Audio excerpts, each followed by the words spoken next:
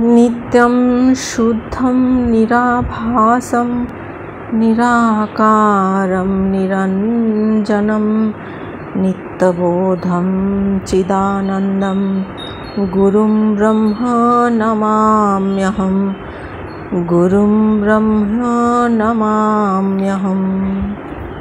परम पूजनीय श्रीमৎ स्वामी भूतेशानंदजी महाराजेर साधना सम्पर्के अमृतमय बाणी अमृत कथा भाग 21।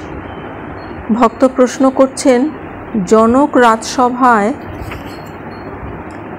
गार्गी वाचक नबी याज्ञवल्क्य प्रश्न करलेन, या दुलोकेर ऊर्ध्वे जा पृथिवीर निम्ने जा ब्रह्मांड कपालद्वयेर मध्य इत्यादि।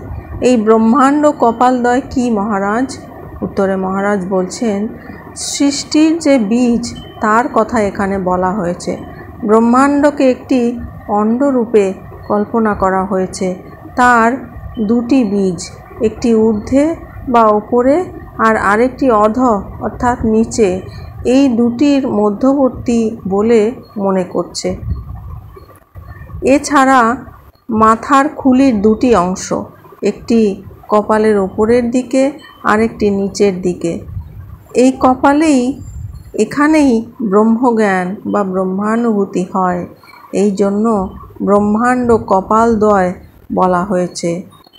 সা হোবাচ যদূর্ধ্বং যাজ্ঞবল্ক দিব যদবাক পৃথিব্যা যদন্তরা দেবা পৃথিবী ইমে যদ্ভূতং চ ভব্যং চ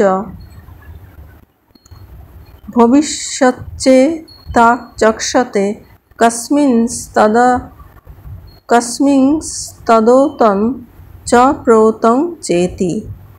গার্গী বললেন, যাজ্ঞবল্ক, যা দুলোকের ঊর্ধ্বে, যা পৃথিবীর নিম্নে, যা ব্রহ্মাণ্ড কপালদ্বয়ের মধ্যে, এই উভয় লোক রূপে বিদ্যমান, যা হয়েছে, যা বর্তমান ও যা হবে, এই সব যা কিছু পণ্ডিতেরা বলে থাকেন তা কিসে ওতপ্রোত? ভক্ত প্রশ্ন করছেন, ভালো উপদেশ ঠিকভাবে মানতে পারি না কেন? উত্তরে মহারাজ বলছেন, আমরা সেই উপদেশগুলি পছন্দ করি যেগুলি আমাদের মনের মতো, আর পছন্দ না করলেও চোখ বন্ধ করে থাকি। ঠাকুর বলেছেন, সব বললুম, লেজামুড়ো বাদ দিয়ে নাও। তবে ওই জায়গায় খুব বলেছেন, খুব জোর দিয়ে বলেছেন, ত্যাগ ছাড়া কিছু হবে নি বাপু, সুতোতে একটুও ফেঁসও থাকলে হবে না। শ্রী শ্রী রামকৃষ্ণ কথামৃততে রয়েছে। ভক্ত প্রশ্ন করছেন, এত ঠাকুরের বই পড়ি, মন্দিরে আসি, তবু মন পরিষ্কার হয় না কেন?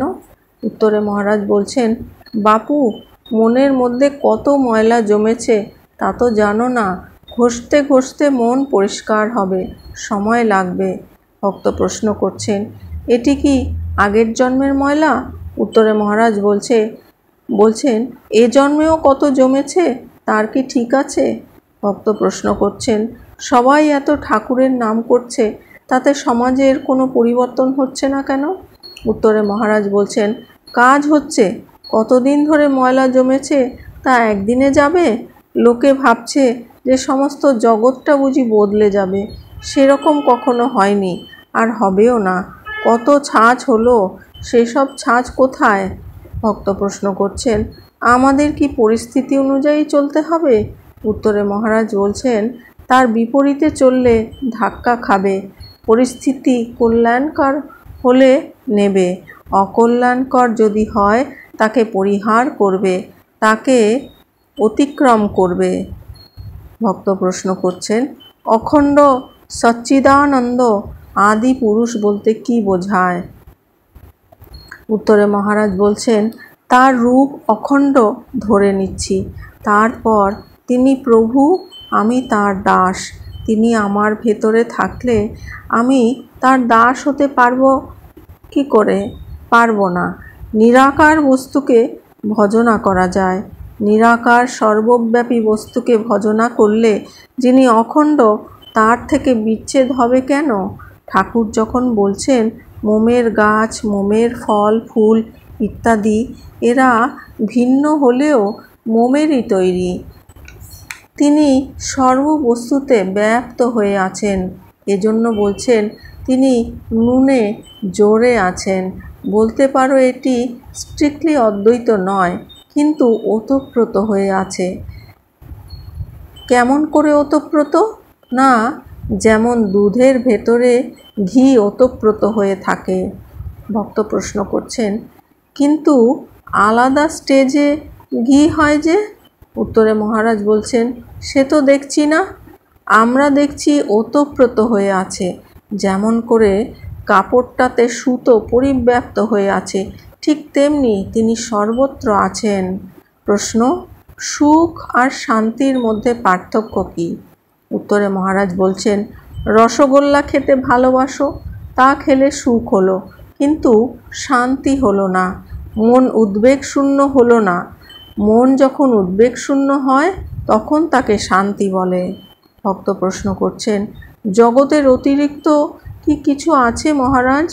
উত্তরে মহারাজ বলছেন, জগতের স্রষ্টা তিনি।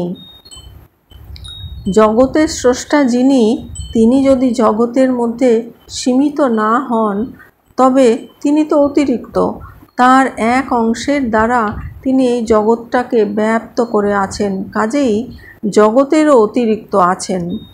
ভক্ত প্রশ্ন করছেন, ভিড়ে যেমন মানুষ হারিয়ে যায়, সংসারে তেমনি পথভ্রষ্ট হই যখন, তখন কি করব?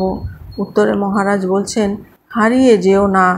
যার হাত ধরে থাকলে যেতে পারবে, তার হাত ধরে হাত ধরাধরি করে যেও। প্রশ্ন, কিছুক্ষণ ধ্যান করার পরই মন চঞ্চল হয় কেন? উত্তর, বাবা তুমি তো অনেক এগিয়েছ, কিছুক্ষণ তো ধ্যান হচ্ছে, তারপর চঞ্চল হচ্ছে। উপায় হলো বেশি করে তার চিন্তা করা, তবেই ধ্যান জমবে।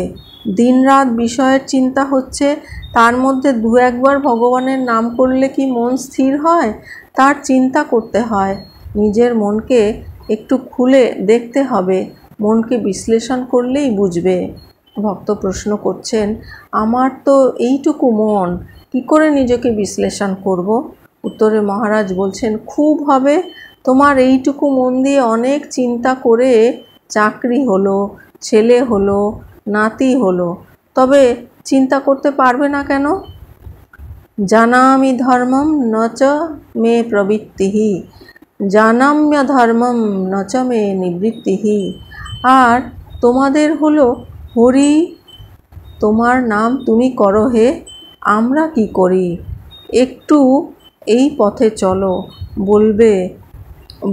বলবে আপনি নিয়ে চলুন, এখানে আসো না কেন? জিজ্ঞাসা করলে বলে আপনি নিয়ে আসুন, মানে আমরা কিছু করব না। ভক্ত প্রশ্ন করছেন, সময় করতে পারলে আপনার কাছে ছুটে আসি, নিজে কিছু করার সামর্থ্য আছে বলে বুঝি না, এই ছুটে আসা ব্যর্থ হবে না তো? উত্তরে মহারাজ বলছেন, ছুটে আসা ব্যর্থ হবে কেন? সৎসঙ্গে আসা ব্যর্থ হবে কেন? কিন্তু নিজেকে তৈরি করতে হবে। শুধু কৌতূহল বশে ছুটে এলুম আর গল্প করে কাটিয়ে দিলুম, তাহলে তো সৎসঙ্গ ঠিক হলো না।